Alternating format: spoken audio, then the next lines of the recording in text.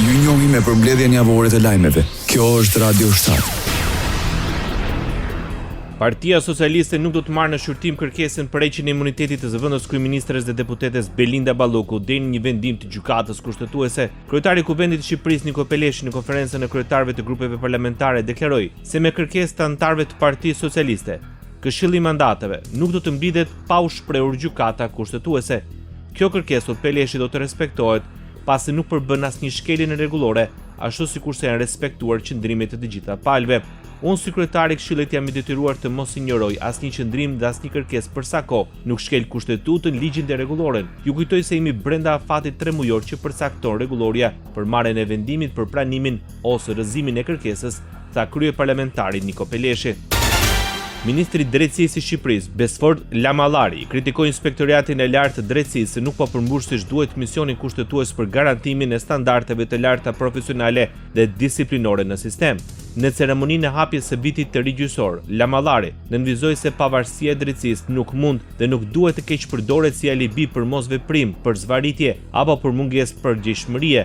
Ai nënvizoi se inspektorati është krijuar pikërisht për të ushtruar kontroll, për të garantuar disiplinë, jo për të funksionuar si filtr bllokues ndaj ankesave të qytetarëve. Inspektorati i Lartë i Drejtësisë është krijuar pikërisht me qëllimin për të garantuar standarde të larta profesionalizmi dhe disipline në radhët e magjistratëve. Në vitet 2023-2025, teksa ankesat për zvarritje dhe shkelje procedurale të regjistruar pranë ILD-s ishin të shumta, numri i inspektimeve dhe hetimeve disiplinore ndaj magjistratëve mbeti i ulët. Konkretisht, nga 1374 ankesa të regjistruar, janë marrë vetëm 23 vendime për çelje hetimi disiplinor për 25 magjistratë. Lidhur me stokun e dosjeve, Ministri i Drejtësisë veçoi si problematike situatën në gjykatat e apelit të jurisdiksionit të përgjithshëm. Kur qytetarët presin me vite për një vendim, kur apelimi shndrohet në një hing me zvarritje e pambarim, kur paraburgimi përdoret si zgjidhje e zakonshme dhe jo si masë e jashtëzakonshme, atëherë problemi nuk është perceptim, është realitet. Vetëm një sistem që reflekton, korrigjon veten dhe vepron me objektivitet dhe pamshmëri, mund të forcojë besimin publik, duke mos lejuar kështu përsëritjen e historisë. Ministri i Pushtetit Vendor në Shqipëri kërkon nga opozita bashkëpunim për reformën territoriale. Ervin Demo theksoi se procesi duhet të jetë gjithëpërfshirës dhe transparent, teksa kërkoi nga aktorët të jenë proaktiv. Reforma territoriale, unë besoj fort e para duhet bazohet në të dhënat, duhet bazohet në eksperiencën që ne tashmë kemi, çfarë ka ndodhur gjatë 10 viteve të fundit në territor. Reforma e fundit është futur ose ka marrë jetë në 2015, jemi fiks pothuajse 10 vjet. Kush kanë qenë sfidat që bashkitë janë ballafaqur, cilat prej tyre është ballafaqur me sukses nga ana e bashkive, kush janë funksionet që bashkitë nuk kanë arritur dot t'i ofrojnë territor. Aty patjetër duhet analizuar, nuk kanë arritur t'i përthithin këto funksione për shkak se kanë pas mungesë kapacitetesh, qoftë dhe financiare, apo problematika të tjera. Demos sqaroi se ndryshimet në reformën territoriale do të pasojnë dhe me ndryshime në kodin zgjedhor. Vetvetiu ndryshimi i qarqeve si rrjedhoi sjell le të themi vetvetiu ndryshime të tjera në sisteme që kanë sensitivitet shumë të lartë, siç mund të jetë dhe kodi zgjedhor. Por patjetër që 12 qarqet që ne kemi sot janë krijuar në një kontekst tjetër dhe patjetër që ka shumë vend për diskutuar edhe për sa i përket qarqeve. Por unë nuk do doja të kaloja më përpara se ç'duhet të eci komision. Kryetari i Partisë Demokratike Sali Berisha nga selia e Asamblesë Parlamentare të Këshillit të Evropës në Strasburg të Francës deklaroi se opozita po vjon betejën e saj kundër narkoshtetit dhe keqçeverisjes së Edi Ramës, duke theksuar se kjo betejë po e çon kauzën e saj në arenën ndërkombëtare dhe në vëmendjen e institucioneve europiane. I përshëndet për zemër nga selia e Asamblesë Parlamentare të Këshillit të Evropës. Jemi sot këtu bashkë me Albana Bokshin për të vazhduar betejën tonë kundër narkoshtetit dhe ramaturës. Ekonomi. Kuvendi i Shqipërisë miratoi pas 18 orësh në seancë plenare aktin normativ për buxhetin dhe 13 projekt ligje. Me 85 vota pro miratua dekriminalizimi i shpifjes për gazetarët. Ligji shoqërohet me masa mbrojtëse për sigurinë e gazetarëve, duke dënuar ata që i kërcënojnë apo dhunojnë për shkak të profesionit. Ministri i Drejtësisë Lamallari cilsoi një shembull të diskriminimit pozitiv që shteti ka ndaj medias. Socialistët u shprehën kundër propozimit të Partisë Demokratike që të hiqet shpifja si vepër penale për të gjithë qytetarët shqiptar. Ndryshimet në kodin penal parashikojnë edhe burg deri në 1 vit Për ata që parkojnë makinat anës rrugës kur pengohet, qarkullimi autoambulancave, zjarr fikseve apo operacioneve të policisë së shtetit. Të gjitha të ardhurat që nuk janë shpenzuar nga institucionet shqiptare për vitin 2025 do të kalojnë në llogarinë e pensioneve. Vendimi është marrë me një akt normativ të Ministrisë Financave. Ministri i Financave i Shqipërisë Petrit Male vlerësoi se me këtë akt siguruan mbështetjen e shtresave më në nevojë, siç janë familjet që përfitojnë ndihmë ekonomike apo personat me aftësi të kufizuar, si dhe kujdestarët. Për vitin 2025, mbështetja buxhetore për familjet që kanë përfituar ndihmë ekonomike, si dhe për personat me aftësi të kufizuar, arriti në vlerën 25.6 miliard lek apo 256 milion euro, përfshi këtu dhe fondin për bonusin e fundvitit. Ndërsa për kategorinë e pensionistëve, që përfshin bonusin plus indeksimin, fondi buxhetor u llogarit në rreth 120 milion euro. Partia Demokratike kritikoi qeverinë se nuk është aftë të menaxhojë financat publike dhe të çojë paratë e shqiptarëve në drejtimin e dur. Vitin e shkuar, si pasojë e mos realizimit të planit të investimeve, ajo ka realizuar një suficit që përllogaritet në 600 milion euro. Pra imagjinoni qeveria që ndron mbi 600 milion euro, të cilat për hir të disiplinës fiskale, ironike kjo, nuk kanë vajtur atje ku duhet shkojnë, në investime për ekonominë shqiptare. Nga foltorja e kuvendit, Endo Bozo nënvizoi se me aktin normativ, 54 milion euro janë të kategorizuara si shpenzime qeveritare dhe 40 milion euro të akorduara për alt kontrollin. Sipas Bozdos, to financa do të shkojnë për të përballur pagesën prej 120 milion euro për qeverinë shqiptare, që Edi Rama personalisht detyrohet begetit. Në qeverisjen tuaj, atje ku sot ka një tender, ka një hajdutri. Ku ka një prokurim publik, ka një grabitës. Ku ka një ligj, ka një hapësirë të dakorduar me qeverinë për evazion fiskal. Ku ka një inspektoriat, ka një bandë gjobdhënëse e cila nuk ndalet derisa të marrë plaçkën e saj. Çdo qelizë shtetërore nuk është më vetëm e korruptuar, është e kriminalizuar. Këtë e kanë kuptuar mirë 1.1 milion shqiptarë të cilët ikën sepse nuk kanë këtu dhe nuk gjejnë më asnjë shpresë për të ardhmen. Lakja e shpejtë e popullsisë dhe emigrimit të rinjve në moshë pune është kthyer në sfidë serioze për ekonominë shqiptare. Shqetësimi është ngritur nga guvernatori i Bankës së Shqipërisë Genseiko. Në një takim me Bankën Europiane për Rindërtim dhe Zhvillim, ai bëri thirrje për reformim të skemës pensioneve. Sipas tij ka tendencë të plakjes së shpejtë të popullsisë e kombinuar me largim të konsiderueshëm të rinjve dhe të popullsisë në moshë pune.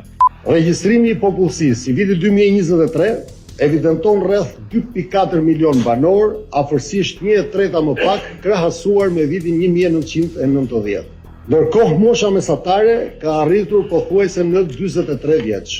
Emigracioni, dikur i konsideruar si faktor lehtësues për papunësinë dhe për varfërinë, po shfaqet gjithnjë më shumë si një sfidë strukturore. Sipas parashikimeve të Kombeve të Bashkuara, këto dinamika pritet të vazhdojnë dhe të intensifikohen në vitet e vijim, duke çuar në përmbysjen e piramidës demografike, ndërsa nga Banka Europiane për Rindërtim dhe Zhvillim theksojnë se ekonomia e Shqipërisë mund të ngadalësohet vetëm prej rënies së popullsisë dhe emigracionit. Sfida demografike po ushtron presion mbi ekonominë shqiptare. Eksporton është platforma më e re e takimit mes qeverisë dhe biznesit eksportues. Në paraqitjen e saj, kryeministri Edi Rama kërkoi nga eksportuesit përshtatjen me standardet e Bashkimit Evropian dhe premtoi mbështetje direkte me dhënien e certifikatave ndërkombëtare. Rama foli për rëndësinë e agropërpunimit si një hallkë e rëndësishme për sektorin e bujqësisë, ndërsa nxori në pas si problematik barierat e logjistikës dhe procedurave të eksportimit me qëllim uljen e kostove të transportit. Agropërpunimi është diçka që e kemi vendosur në kryet ose më saktë në prioritetet e listës sonë të punëve dhe sa më shumë të tërheqim nga kanali i eksporteve lëndën e parë dhe sa më shumë të fusim në kanalin e eksporteve lëndë të parë të përpunuar në vend, aq më shumë do të mbajmë vlerë të shtuar brenda kufive tona. Platforma Eksporton pritet si matës i punës e përditshme të eksportuesve, duke nxjerrë çdo fundviti një raport ku do të pasqyrohen volumet eksportuese. Kjo do të vijë qeverisë të ndihmë për të adresuar nevojat si dhe vetë biznesmenët për të kuptuar lëvizjen e eksportit. Peshën më të madhe e kanë produktet Made in Albania, që janë pasaporta për rrugën drejt integrimit në Bashkimin Evropian. Ndryshimi në kabinetin qeveritar të drejtuar nga kryeministri Edi Rama lirohet nga detyra Gent Gazheli, drejtori i përgjithshëm i doganave, dhe merr detyrën e zëvendës ministrit të mjedisit. Ndërkaq në vendin e tij, Besmir Beja është emëruar drejtori i përgjithshëm i doganave. Më herët Beja mbajti detyrën e sekretarit përgjithshëm të Ministrisë Financave. Në vend të tij është emëruar ish nënkryetari i Bashkisë së Tiranës, Gentian Keri. Agjencia Shtetërore e Kadastrës deklaron se largimi i shërbimit kadastral nga Vlora ka nisur 5 vite më parë. Sipas agjencisë, qytetarët nuk do të preken nga këto ndryshime pasi shërbimet ofrohen online, ndërsa dokumentacioni i nevojshëm për trajtimin e aplikimit, përveç ngarkimit në sistemin elektronik, dërgohet përmes postës shqiptare pranë drejtorisë vendore pavarësisht vendodhjes së saj për t'u administruar dhe bashkëlidhur me aplikimin e kryer në mënyrë të rregullt dhe të standardizuar. Agjencia vlerëson se digitalizimi dhe përdorimi i sistemeve të avancuara bën të mundur që një jurist mund të përpunojë të gjithë dokumentacionin pa qenë të pranishëm në territorin në të cilin ndodhet prona apo aplikuesi. Radio 7, zëri pozitiv i qytetit. Ministri i Jashtëm i Izraelit, Gideon Saar, në aktivitetin përkujtimor për ditën ndërkombëtare të Holokaustit, falenderoi popullin shqiptar që gjatë luftës së dytë botërore ndihmoi në mbrojtjen e hebrejve nga nazistët.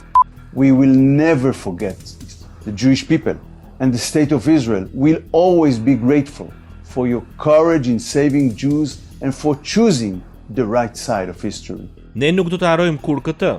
Populli hebrej dhe shteti i Izraelit do të jenë përgjithmonë mirënjohës për guximin tuaj në shpëtimin e hebrejve dhe për zgjedhjen e anës së drejtë të historisë, deklaroi Gideon Saar. Roli i Shqipërisë dhe shqiptarëve në mbrojtjen e hebrejve gjatë luftës së dytë botërore ishte në qendër të fjalimit të kryeministrit Edi Rama në një seancë në parlamentin e Izraelit. Gjatë fjalimit në Knesset, kryeministri Rama kujtoi se Shqipëria është i vetmi vend që doli nga lufta e dytë botërore me më shumë hebrejë të strehuar në territor se sa kur nisi lufta. Gjatë Holokaustit, kur nazistët dërguan zyrtarët e tyre, to be carved in stone. You can have the gold, not the Jews.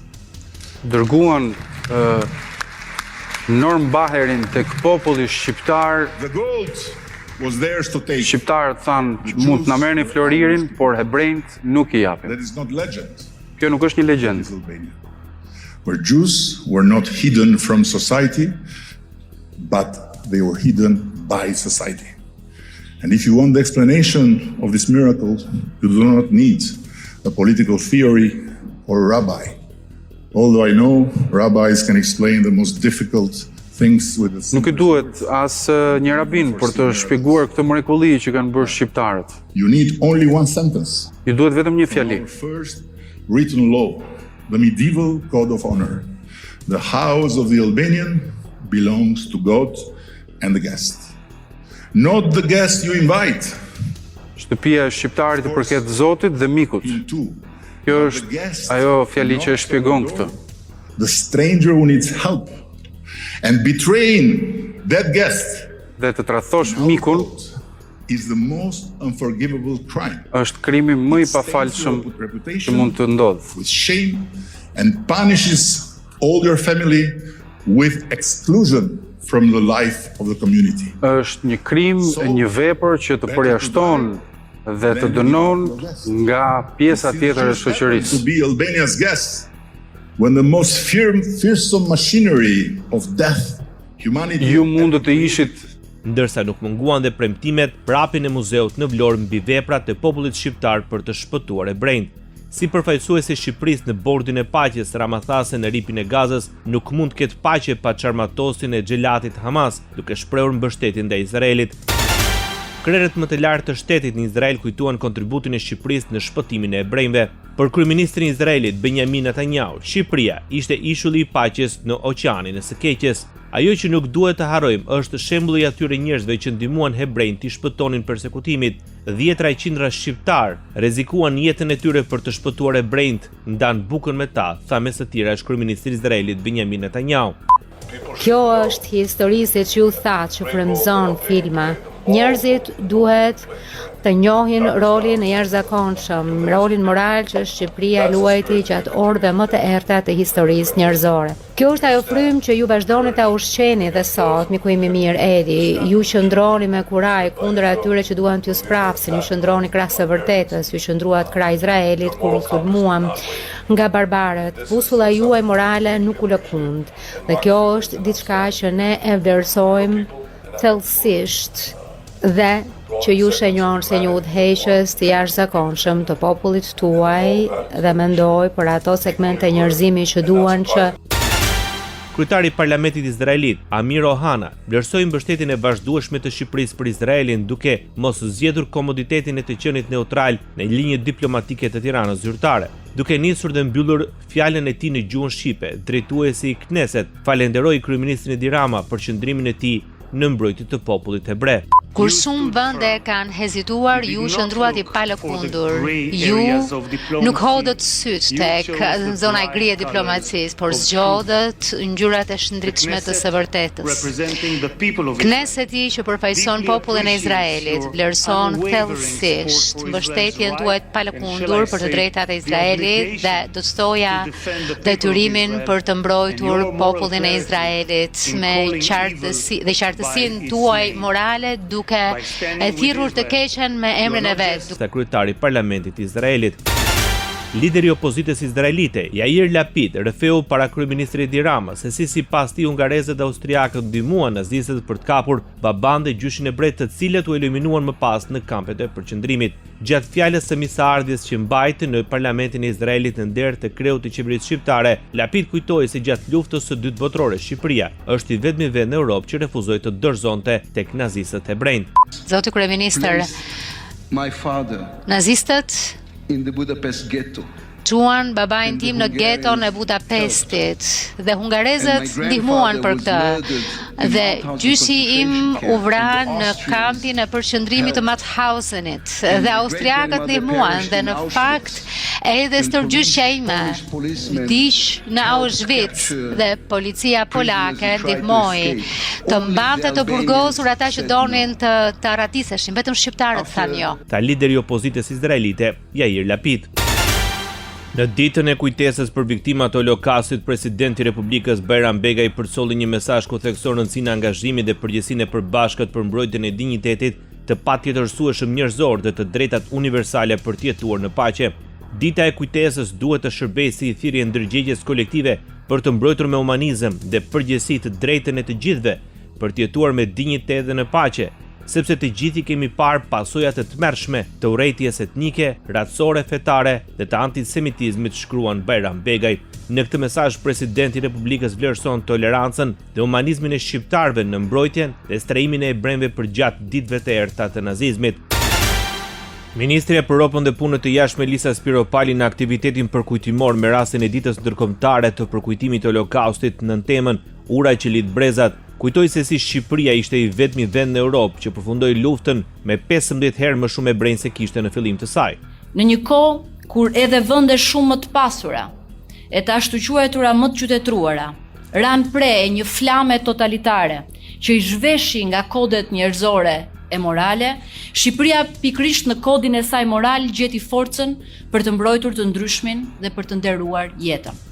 Ne jemi krenar për këtë maj morale që meriton të dëshmohet kudo, por që nuk është e vetmja në historinë tonë të strehimit dhe të mbrojtjes së të huajve e të njerëzve në nevojë. Sipas ministres së jashtme, orientimi i drejtë i Shqipërisë e ka bërë një partner dhe aleat të vlerësuar dhe të besueshëm.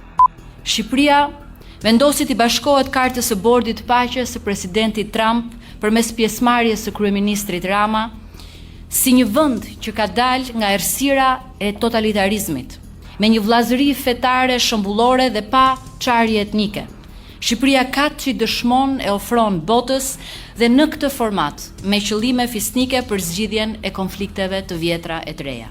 Në ceremoni morën pjesë dhe nxënësit e shkollës gjermane Rafik Veseli në Berlin dhe të gjimnazit Sami Frashëri, të cilët vendosën në pemën e kujtesës mesazhe simbolike si shprehje angazhimit të brezit të ri për ta kthyer kujtesën në veprim. Ambasadori i Gjermanisë në Kosovë, Rainer Rudolf, dhe ambasadori i Izraelit në Kosovë, Tamar Ziv, përkujtuan më shumë se 1 milion viktima që u vranë në Auschwitz, mes tyre burra, gra dhe fëmijë hebrejnë dhe shumë grupe të tjera të dënuara nga regjimi nazist. Në një mesazh përkujtimor, ambasada thekson se valixhet e ekspozuara në muzeun e Auschwitz-Birkenauit janë dëshmi të heshtura të vuajtjes dhe persekutimit nazist, duke treguar historinë e mirë e njerëzve që kaluan portat e kampit pa u kthyer më. Ambasada gjermane thekson se më shumë se 80 vjet pas përfundimit të luftës së dytë botërore, ruajtja e kujtesës historike është thelbësore për të garantuar që këto krime të mos përsëriten më kurrë. Ftesën e presidentit të Shteteve të Bashkuara të Amerikës Donald Trump për të përfaqësuar Shqipërinë në Bordin e Paqes, kryeministri Edi Rama komenton se një ftesë përtej protokolleve zyrtare dhe me një domethënie shumë të fortë politike por dhe historike.